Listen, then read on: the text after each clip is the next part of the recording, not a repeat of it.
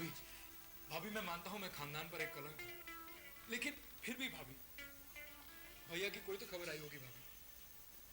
भाभी, मैं आप लोगों के काबिल ना भी सही, लेकिन क्या मुझे इतना भी हक नहीं कि आप लोगों की मदद कर सकूं? हक ना भी हो भाभी, मेरा कर्तव्य है। छोटे भाई होने के नाते मेरा फर्ज है कि मैं भैया की मदद करूं। इसीलिए मैं उनसे जेल में भी मिलने गया, लेकिन उन्होंने मुझसे मिलने तक से इनकार कर दिया भाभी, सिर्फ इसलिए क्योंकि वो एक इनकम टैक्स ऑफिसर है और मेरे पास काला धन है। लेकिन इसका यह मतलब तो नहीं भाभी कि मैं उनका भाई ही नहीं रहा। तुम उन्हें जानते हो? भाभी, केस कल अदालत में लग रहा है और अगर उस बेईमान सेठ ने झूठ बोला तो वह सच क्यों बोलने लगा? तुम ही तो कहते हो कि सच दौलत का सबसे बड़ा दुश्मन होता है, और फिर वह भी तो तुम्हारी तरह पैसे वाला है। लेकिन भाभी, उस सेठ से सच बुलवाना ही होगा। तुम चिंता मत करो, सच के अपने भी तो पैर होते हैं। तुम फिक्र क्यों करते हो? घर जाओ और अपनी 2 नंबर की कमाई की रक्षा करो।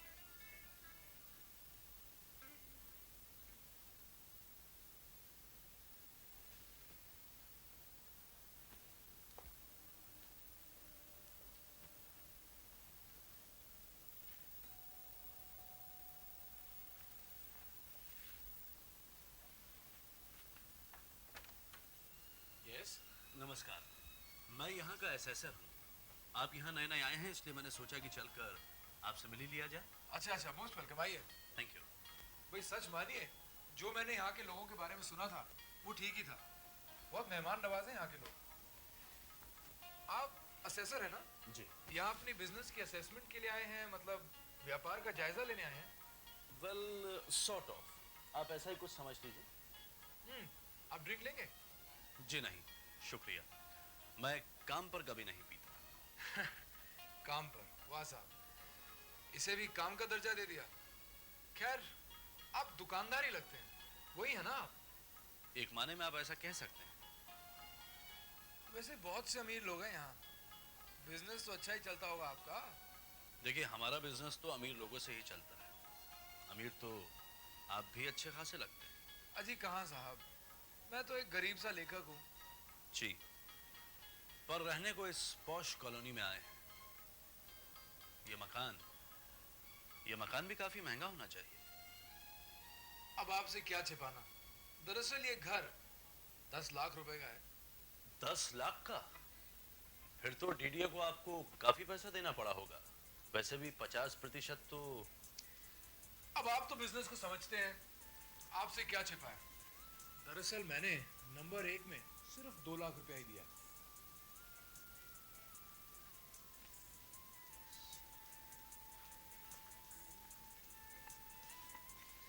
वैसे आप अपनी दुकान में बेचते क्या हैं? आप नहीं लेंगे? शुक्रिया, बहुत सारी चीजें। आपकी रुचि किसमें है? जाहिर है किताबों में।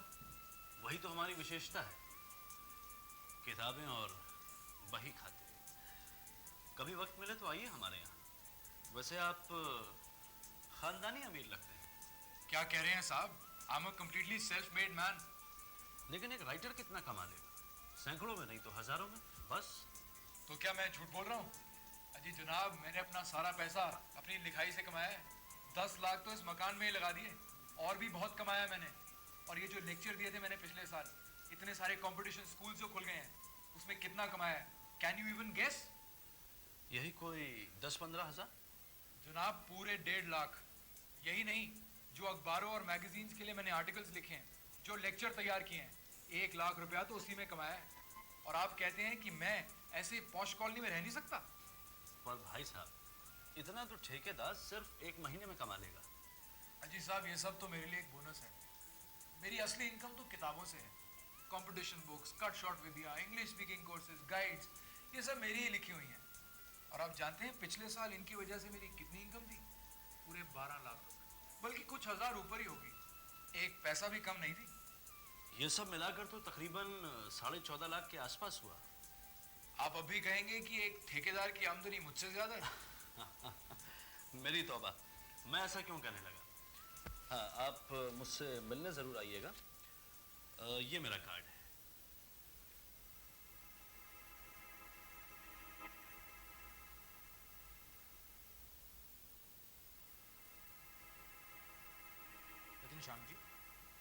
ये कैसे हो सकता है?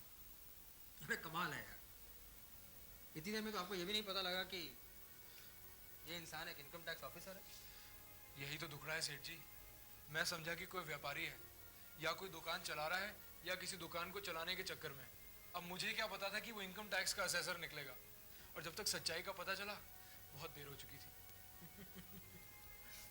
अरे लेकिन अजनबी तो था, क्या जरूरत पड़ी थी उसके सामने अपना सारा चिट्ठा खोलने की? हाँ, शुरू में तो मुझे भी बहुत मिस्टीरियस लगा सेठ जी, लेकिन मैंने ये चाल चली कि अगर मैं उसे अपने बारे में सब कुछ बता दूंगा तो वो अपने बारे में सब कुछ बताने पे मजबूर हो जाएगा। लेकिन मेरा प्लान फेल हो गया। सब कुछ? अरे सब कुछ बताने की जरूरत क्या थी? हाँ, मुझे तो ये लगता है श्याम भाई, तुम्हारी बातें सुन के कि इस केस में तुम्हारे को टैक्स तो देना ही पड़ेगा। ऐसा मत कहिए सेठ जी, मैं बर्बाद हो जाऊंगा। और ये टैक्स कोई कम नहीं, ये देखिए 6,15,575 रुपए। ये तो कुछ भी नहीं है, और अगर उसने पिछले सालों की भी असेसमेंट खोल दी तो? वो तो जरूर खोलेगा सेठ जी, लेकिन कोई तो तरीका होगा ना। आप भी तो इतने। मैं क्या, मैं अजनबियों के सामने अपने चिट्ठे नहीं खोला करता।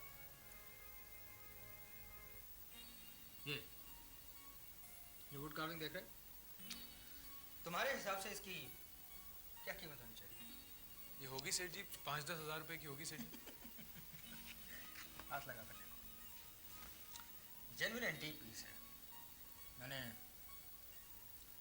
पूरे 7 लाख में खरीदी। सेठ जी 7 लाख? लेकिन इनकम टैक्स वालों ने। इनकम टैक्स वालों की क्या बात, उनके लिए तो ये सिर्फ 2,000 की है। सेठ जी, सेठ जी आप महान हैं सेठ जी। सेठ जी प्लीज मुझे भी बचा लीजिए। अगर मुझे वो सारा टैक्स देना पड़ा मैं बर्बाद हो जाऊंगा सेठ जी। सेठ जी प्लीज, सेठ जी मुझे बचा लीजिए, कोई तो तरीका निकालिए सेठ जी प्लीज। तरीके एक नहीं 1,000 है। तुम क्यों ऐसे ही फालतू में चिंता करते हो? Come, let's have a drink. सबसे पहले तो हमें इस बात का फैसला करना होगा कि तुम्हें टैक्स कितना देना चाहिए। और इस बात का फैसला कैसे किया जाता है सेठ जी? बहुत आसान है। ये बात इस बात पर डिपेंड करती है कि तुम नंबर 1 का पैसा कितना चाहते हो, ना कि इस बात पर कि तुम्हारी आमदनी कितनी है। लेकिन मैं तो नंबर 1 का पैसा चाहता ही नहीं सेठ जी, बस खाना खाने के लिए। लेकिन वो तुम्हारे मकान के जो 2 लाख रुपए हैं तो तुमने मकान पर खर्च किए थे, उसका क्या होगा? मेरे ख्याल से अगर हम कैलकुलेशन करें तो 3 लाख के आसपास तुम्हारे पास वाइट मनी होनी चाहिए। इसका मतलब ये है कि अगर हम तकरीबन 7 लाख के करीब तुम्हारी इनकम दिखाएं तो शायद सही रहेगा। क्यों? यू आर ग्रेट सेठ जी। तो आप ऐसा करते हैं क्या? ऑफ कोर्स, और क्या तरीका है? वैसे मुझे तो नंबर 1 के पैसे की ज़रूरत ही नहीं होती। मैं तो खैर मेरी बात छोड़ो, हम तुम्हारी बात करते हैं। मुझे एक बात बताओ कि तुम्हारा ये जो असेसर है, इसे कुछ देने से रफा दफा हो सकता है मामला? क्या ख्याल है? नहीं नहीं सेठ जी, आई डोंट थिंक सो। मुझे तो बहुत ईमानदार आदमी लगता है वो। श्याम जी, फिर तो एक ही तरीका है, आपको झूठ बोलना पड़ेगा। सेठ जी झूठ? लेकिन हमारा क्या रह जाएगा स्वाभिमान? अरे कौन बोलना चाहता है झूठ? लेकिन ये जो ईमानदार अफसरों की जो नस्ल होती है ना, झूठ बोलने पर मजबूर कर देती है। और रही बात तुम्हारे स्वाभिमान की, तो भाई या तो पैसा कमा लो और या फिर अपना स्वाभिमान। अगर टैक्स बचाना है ना तो मेरी एक बात जरा ध्यान से सुन लो। कल ही एक दरख्वास्त दे डालो, और वो ये कि वो इनकम टैक्स ऑफिसर तुमसे पैसे मांग रहा था। घबराने की कोई बात नहीं है, बोर्ड ऑफ रेवेन्यू और सेंट्रल विजिलेंस कमीशन दोनों में ही ये दरख्वास्त दे डालो, और चिंता की कोई बात नहीं, क्योंकि मैंने भी एक बार इसी तरह से एक दरख्वास्त डाली थी जब पाला पड़ा था एक उस ईमानदार आईटी ऑफिसर से। राम प्रसाद था उसका नाम, जेल में पड़ा सड़ रहा है अभी। तो क्या आपके झूठ की वजह से? इसमें हैरानी की क्या बात है? सच्चे और ईमानदारों को मारने के लिए झूठ का सहारा लेना ही पड़ता है। अब तुम अपनी ही समस्या ले लो, एक दफा झूठ बोलोगे सब ठीक हो जाएगा। बैठो। देखो आमदनी कितनी भी हो, खर्चे दिखा देने पर टैक्स देने की जरूरत ही नहीं रह जाती। लेकिन सेठ जी मैं तो एक लेखक हूँ, मैं क्या खर्चे दिखा सकता हूँ कागज और स्याही के अलावा? क्यों? अजीब वाह, ऐसे भी कोई काम हो जाता है? अरे ऐसे भी कोई लिख सकता है? देखो लिखने के लिए रिसर्च करने की जरूरत होती है, सही, और रिसर्च करने के लिए दौरा वारा तो लगाना ही पड़ता है, यानी टूर पे जाना ही पड़ता है। और आजकल ये एयर ट्रैवल कोई सस्ती चीज़ तो है नहीं, यानी साल में 1-2 लाख का खर्चा दिखाना तो बहुत मामूली सी बात है। और फिर उस किताब का क्या होगा जिसे तुमने लिखा, तुमने ही उसे छपवाया और फिर उसकी एक भी कॉपी नहीं बिकी। कौन सी किताब? अरे मियाँ, एक दफा झूठ बोलने पर उतर आओ फिर कुछ भी कह सकते हो। अरे समस्या तो उन्हें होती है जिन्हें सच का सहारा लेना पड़ता है।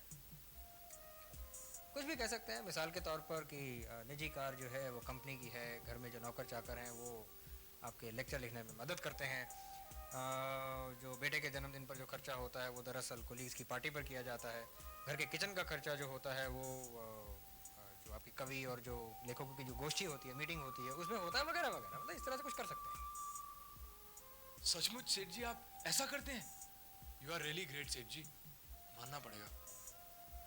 मुझे उम्मीद है कि तुम अब सारी सिचुएशन को खुद ही संभाल लोगे। फिर भी अगर मेरी ज़रूरत पड़े तो I am available. By the way, तुम्हारा पता? ये लीजिए। हाँ हाँ यार, अरे ये तो उस इनकम टैक्स ऑफिसर का कार्ड है, मैंने तो तुम्हारा पता मांगा था। इसको ध्यान से देख लीजिए सेठ जी, शायद इस नाम से आप परिचित हों। राम प्रसाद लिखा है इस पर। राम प्रसाद तो जेल में है, और कल आप उसकी गवाही देने जा रहे हैं अदालत में। ऐसे घूरने की जरूरत नहीं है मुझे, मैं उन्हीं का भाई हूँ। और वो इनकम टैक्स ऑफिसर की तुम्हारे घर पर आने वाली बात? झूठ क्या सिर्फ आप बोल सकते हैं सेठ जी, मैंने भी झूठ बोला था, 100% झूठ। तुम चाहते क्या हो? मैं सिर्फ ये चाहता हूँ कि कल अदालत में तुम सच्ची गवाही दो। रियली? नहीं तो? नहीं तो मैं इनकम टैक्स डिपार्टमेंट को तुम्हारा सारा लेखा जोखा दे दूंगा, समझे? Great, really. अरे तुम्हारी बात को मानेगा कौन? मैं आज ही वो बोर्ड ऑफ रेवेन्यू और वो सेंट्रल विजिलेंस कमीशन को सेंट्रल विजिलेंस कमीशन को क्या क्या कहोगे उन्हें कि मैंने तुमसे रिश्वत मांगी थी, जैसे तुमने भैया के साथ किया था? लेकिन याद रखना, मैं भैया नहीं हूं। तुम जैसे मक्कारों के साथ डील करना मुझे खूब आता है।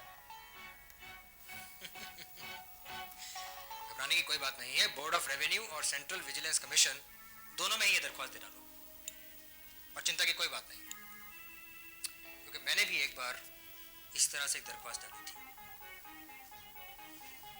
जब पाला पड़ा था एक उस ईमानदार आईटी ऑफिसर से। राम प्रसाद था उसका नाम, जेल में पड़ा सड़ रहा है अभी। तो क्या आपके झूठ की वजह से?